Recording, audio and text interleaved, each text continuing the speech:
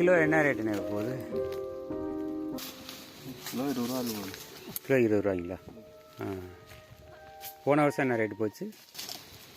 போன வருஷம் 20 ரூபா 22 போச்சு. இப்போ இது என்ன வெரைட்டி இது? இது கல்லாமை. கல்லாமை. இப்போ நீங்கள் என்னென்ன போட்டிருக்கீங்க? கல்லாமை, செந்தூரம், சப்போட்டா, காலாப்படி, மாம்சந்து எல்லாம் இருக்குது. இப்போ வந்து இந்த மாங்காய் மட்டும் தான் பண்ணியிருக்கீங்களா, பிடிங்கிருக்கீங்களா? இப்போ இதுதான் எடுத்துக்கிட்டு இருக்கோம்.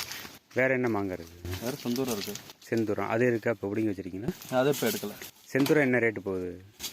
அது 25 ரூபா 30 ரூபா போகுது. எந்த மாங்காய் நல்ல ரேட்டுக்கு போகுது? இமாம்சன் தானே போகும். இமாம்.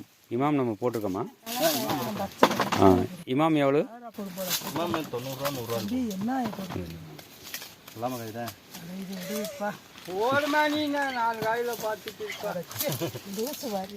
இதுக்கு வந்து மருந்து வச்சு பழுக்க வைப்பாங்களா இல்லை நார்மலாகவே பழுத்துருமா? அது ஃபுல்லாக நார்மல் தானே.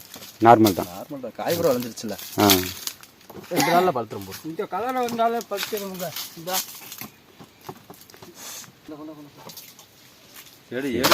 கீழே இருக்குமா ரோட்டு கீழே அதான் செஞ்சு.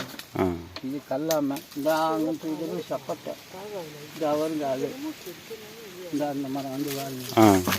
5வது வாருங்க அந்த பெரிய மரம் காய்.